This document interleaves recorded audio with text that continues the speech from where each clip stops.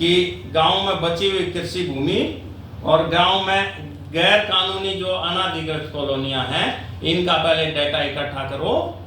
धूल में योजना नहीं बनती यार, लठ नहीं मार सकते आप धूल में। अगर आपको योजना बनानी है तो आपके पास डेटा होना चाहिए सब तरह का। आपके पास किसी भी तरह का डेटा नहीं है तो इस तरह से शहर का विकास नहीं हो सकता, स्थिति और खराब हो सकती है। इस अर्बन रीजनरेशन का नाम देके ग्राम सभा की बची हुई जमीन को अपने कब्जे में करने की कोशिश, डीडीए के अफसरों की लाल डोरे में दखल अंदाजी बढ़ाने की कोशिश और किसी तरह से लैंड पूलिंग को कंपलसरी करने की कोशिश है। अदरवाइज दिल्ली के जो है सभी गांव के निवासी जो अपनी सांस्कृतिक, राजनीतिक और आर्थिक वजूद को लगभग बचाने की आखिरी कोशिश कर रहे हैं, उस वजूद को बचाने के लिए जब तक आपका अमेंडमेंट, जो डीडीए एक्ट का अमेंडमेंट इन सभी वर्गों के हितैषी नहीं होगा, तब तक तो लगभग ये ऐसी कोशिश है कि कट्टे पर नमक फिर छिड़क दो। आपने इतने सालों से 130-135 गांव को की जमीन एक्वायर की है, उन गांव के बच्चे कहां पर हैं, उन गांव का वंचित समाज कहां है आज के दिन, उन गांव की कौशल जातियां कहां हैं, इन सब के बारे में आप सब जानते ही हैं। हमारी आखिरी कोशिश ये भी है कि जिस तरह से अमेरिका में रेड इंडियंस अब ढूंढे हुए नहीं मिलते, उनका कल्चर, उनका सोशल सेटअप सब खत्म हो गया है, उसी तरह से हमारे को भी, हमारे गांव को भी, हमारी गांव की संस्कृति को भी, हमारे गांव के युवाओं के एस्पायरेशंस को भी, वो भी तो एस्पायर कर रहा है कुछ लड़की लड़का जो वहां पर है, उन सब को भी खत्म करने की, उनको मिटाने की ये कोशिश है। 1957 में बना था, उसके बाद से अब उसमें अमेंडमेंट जो है उसको लेकर प्रपोज्ड है और उन अमेंडमेंट का 4 तरह के अमेंडमेंट हैं जिनकी बात डीडीए ने उस प्रपोजल में की है। लेकिन मूलतः हमारा जो संबंध है उन 4 में से ये है कि डीडीए एक लैंड पूलिंग पॉलिसी अनाउंस की थी लगभग 1 डिकेड पहले, 1 दशक पहले। उस पॉलिसी में कई बार इन्होंने बीच बीच में छोटे छोटे नोटिफिकेशन अपने डाले उसको सफल बनाने के लिए। वो पॉलिसी अभी तक पूरी तरह से फेल्ड प्रोजेक्ट है डीडीए का, और डीडीए समय समय पर ये कोशिश कर रहा है कि किस तरीके से हम इस लैंड पूलिंग पॉलिसी को सफल बना सकते हैं। तो ये जो है मेन एक मुद्दा है जो इनके दिमाग में है, इसको इन्होंने इस बार ये शेप दी है कि हम अर्बन रीजनरेशन करेंगे। अर्बन रीजनरेशन, मुझे तो ये नहीं लगता कि लैंड पूलिंग पॉलिसी में अर्बन रीजनरेशन की जरूरत है, या पुरानी दिल्ली के जो मकान और जो सिस्टम, जो स्ट्रक्चर है पुराने, उनमें अर्बन रीजनरेशन की जरूरत है। वैसे उसका नाम देकर चीजों को घुमाने की कोशिश है। और मुख्य बात यह है कि दिल्ली देहात के, दिल्ली के 360 गांव के कल्चरल, सोशल, इकोनॉमिक तीनों जो उसके जीवन की बेहद जरूरी चीजें हैं, उन सांस्कृतिक, सामाजिक और आर्थिक और जो राजनीतिक आइडेंटिटी है गांव की, उस आइडेंटिटी के को, मतलब ये इस तरह का जो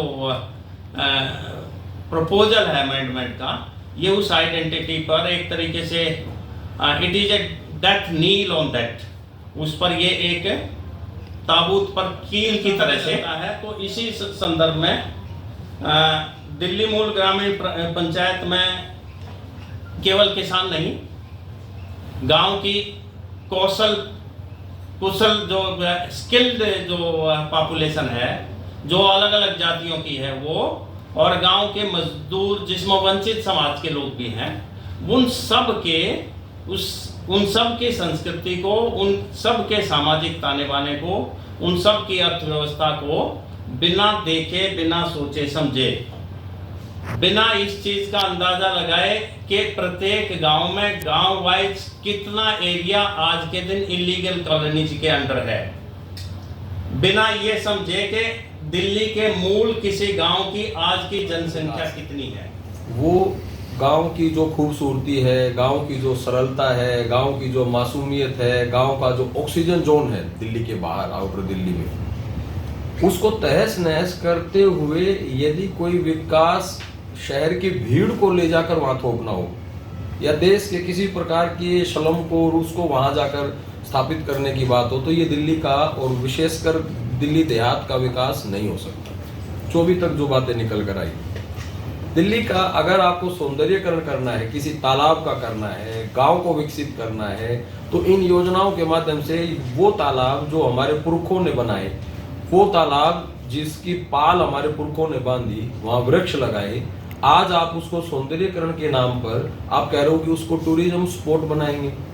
तो सीधा सीधा ये सवाल उठता है कि बदलते समाज में क्या गांव वालों के लिए आपने सौंदर्यीकरण की कोई ऐसी वहां पर कोई सर्विस दी उस तालाब के चारों तरफ, या उसका कोई ऐसा सौंदर्यीकरण किया जिसका लाभ गांव की आबादी ले सके? आज तक नहीं किया ऐसा कुछ भी।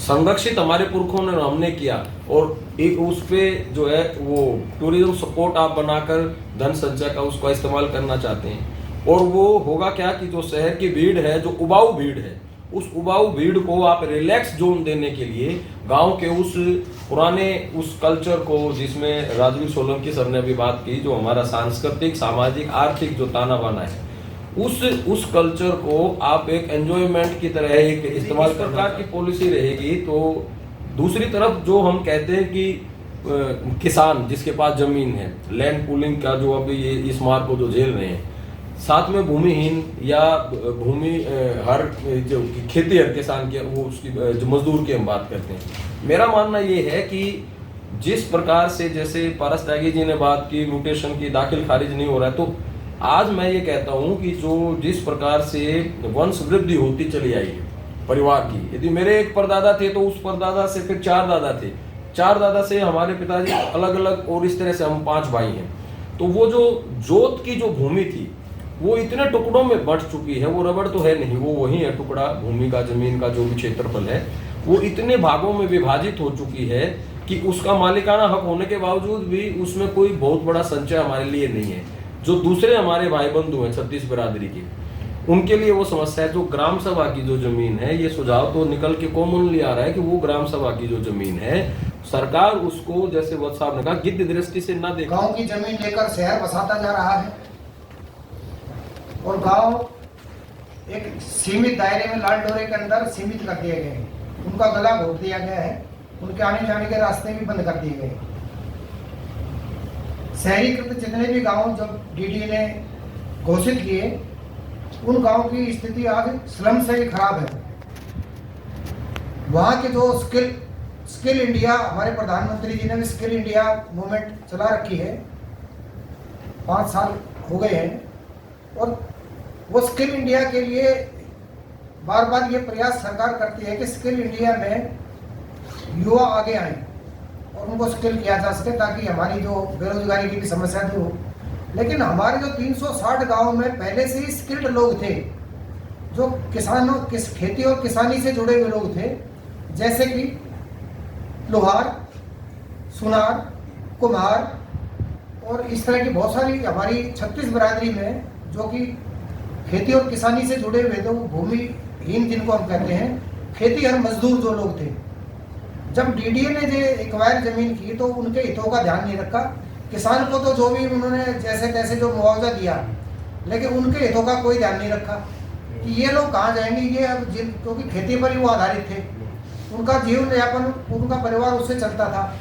डीडीए ने उन स्किल लोगों को बेरोजगार कर दिया, और उनकी स्किल, उनके लिए ना कोई दुकान दी, ना कोई उनको काम धंधा करने के लिए कोई जगह दी।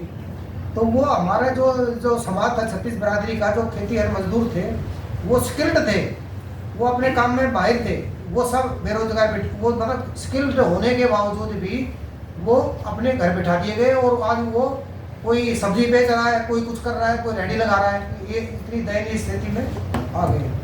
दूसरे, डीडीए की एक योजना अभी पिछले दिनों आई, जहाँ झुकी वहाँ मकान, शहरी विकास मंत्रालय की ओर से, जहाँ झुकी वहाँ मकान। केंद्र सरकार भी और दिल्ली सरकार भी ये कहती है जहाँ झुकी वहीं मकान। अरे भैया, जो आदमी सरकारी जमीन पर कब्जा किए हुए बैठा है, तो वो उसकी झुकी की जगह मकान क्यों नहीं दे रहे? जिन भूमिहीनों, जो खेती और मजदूर थे, जिनकी हक था वो अपनी जमीन पर, उनको तो आपने कोई अनरेगुलाइज्ड जीजे क्लस्टर दोनों आते हैं उसके अंदर। कि गवर्नमेंट ने बसाए और कुछ अपने आप बस गए, जो झुग्गी बस्तियाँ थी। उससे भी बुरे हालात आज इन गाँव के हैं, जो अर्बनाइज विलेज जो आज से 50 साल पहले 55 साल पहले अर्बनाइज घोषित कर दिए गए। तो डीडीए जो कहते हैं कि इतना डिजास्टर्स प्लानिंग है, मतलब सबसे खराब, इसे जो दुनिया में अगर कहेगा इसका कोई ऑडिट कराया जाए तो ये दुनिया का सबसे खराब डेवलपर घोषित होगा इसमें। कि जिन गाँवों से आपने ज़मीनें ले ली उन गाँव के बारे में आपने ये नहीं सोचा कि ये बढ़ेंगे तो कहाँ जाएंगे, उनको उसी दायरे में ला के आज आप अर्बन रीजनरेशन की बात कर रहे हो। तो अर्बन रीजनरेशन आज हम कैसे भरोसा कर ले आप पे, जब आप 55 साल पहले जो आपने डेवलपमेंट करी उसको आज तक आप लागू नहीं कर पाए। आज तक उन गाँव की ज़मीन ले ली, उनको बांध के रख दिया गाँव में। आज उनकी फैमिलीज बढ़ रही हैं, वो 5 मंजिल 6 मंजिल में रह रहे हैं। फिर उन्हीं चीज़ों पे एमसीडी आ जाती है। एमसीडी कहती है कि आप 5 मंजिल मकान नहीं बना सकते, तो अब जाएगा। तो ये इन गाँव की बहुत बड़ी समस्या है कि वो जाए तो जाएगा। डीडीए ने मास्टर प्लान निकालता है। डीडीए 2001 मास्टर प्लान में, मैं एक उदाहरण के तौर पे एक बात बताता हूँ कि 2001 मास्टर प्लान 2021 मास्टर प्लान दोनों में एक स्पोर्ट्स कॉम्प्लेक्स प्रस्तावित था हमारे यहाँ पे नारायणा में, जो हमारा बी जोन प्लानिंग लगता है उसमें वो स्पोर्ट्स कॉम्प्लेक्स आज तक नहीं बना पाए। जब आप एक स्पोर्ट्स कॉम्प्लेक्स नहीं दे सकते किसी गाँव को, जब आपने ज़मीनें ले ली हमारे से, तो आप अर्बन रीजनरेशन कैसे करोगे। डीडीए ने अपने अमेंडमेंट के फर्स्ट पेज पे कहा है कि जब से लैंड पूलिंग पॉलिसी उन्होंने लागू की है वो आज तक एक सेक्टर नहीं बसा पाए। इतने साल से आप एक सेक्टर नहीं बसा पाए। अर्बन रीजनरेशन में आप इतने सारे गांव को अगर लटका के छोड़ दोगे तो वो गांव वाले कहाँ जाएंगे। इसका सवाल का जवाब डीडीए दे सकता है। उन्होंने तो बस अपने अमेंडमेंट में सिर्फ इतना सा लिख के दे दिया कि अर्बन रीजनरेशन करेंगे कि 100 साल से भी पुराने जो दिल्ली बस्ती है ये उनको शहरी माहौल में फिट नहीं बैठ पाते, तो हम उसको उस हिसाब से डेवलप करेंगे कि शहरी कैसे करोगे, क्या करोगे, जब आज तक तुम्हारी प्लानिंग बिल्कुल डिजास्टरस रही है। जो मतलब कहेंगे कि मतलब लोगों की जिंदगियां तबाह कर दी, मतलब गांव तो तबाह कर ही दिए, लोगों की जिंदगियां तबाह कर दी। लोगों को आज जो लोग जमींदार हुआ करते थे वो आज फैक्ट्रियों में गार्ड की नौकरी कर रहे हैं, मजदूर की नौकरी कर रहे हैं। ना कोई स्किल डेवलप करके दिया, ना हमें किसी तरह की नौकरियों में किसी तरह की प्रायोरिटी दी गई, ना हमें काम धंधे दिए गए। सिर्फ एक खेल चल रहा है। ऑनरशिप टाइटल किसी के पास नहीं है। आप मकान बनाने के लिए अगर ट्रांसपेरेंसी में जाए ना एमसीडी में कि मैं प्लान सैंक्शन करना चाहता हूँ, तो सबसे पहले कहेंगे आप ऑनरशिप टाइटल लाइए जिससे कि उसको लोन मिल सके। ऑनरशिप टाइटल है ही नहीं। जब रूरल देहात में खेतों में जब वो डिवाइड हो रही है खेत, उनके लिए ऑनरशिप टाइटल नहीं है, उनकी म्यूटेशन नहीं हो रही, तो अर्बनाइज में तो और भी बुरा हाल हो चुका है। अर्बनाइज विलेज वालों की ज़िंदगी तो हमारा तो ये होगा ना हम इधर के रहें ना उधर के, और ये चीज़ अब देहात में होने जा रही है। हमारे सबसे बड़ा मुद्दा है ऑनरशिप टाइटल। और कहने को कहते हैं इनके यहाँ इतना किराया आता है, चारों तरफ से घेराबंदी हो गई है। किसी गांव में अब शाहपुर जट में एक नया है कि एक इशू पंचशील कॉलोनी है, पौष कॉलोनी है, उनकी सुनवाई इतनी है कि सीधा एलजी के उनके मेल जाते हैं, 1 मिनट में अधिकारी आते हैं और रास्ता बंद जी, पत्थर की दीवार चढ़ दीजिए, ढूंढते रहो। उनको कोर्ट जाना पड़ा। हम स्ट्रगल करते हैं, कोर्ट जाते हैं, लीगली भी कुछ करते हैं, कोई सुनवाई नहीं। उनके लिए कोर्ट भी खुली है, उनके लिए सब कुछ खुला है, और वो आपकी जमीन पर ही हमारी जमीन पे रहते हैं। उनको 2 भैंसे या 2 जानवर गाय दिखाई देगी तो वो सीधा सामने डीडीए फ्लैट है, सीधा एलजी का मेल करते हैं जी, गाय हटवाओ, हमारे बदबू आती है, भैंस हटवाओ, हमारे बदबू। ये झेल रहे हैं हम लोग, ये हो रहा है। Subscribe now and press the bell icon. Never miss an update.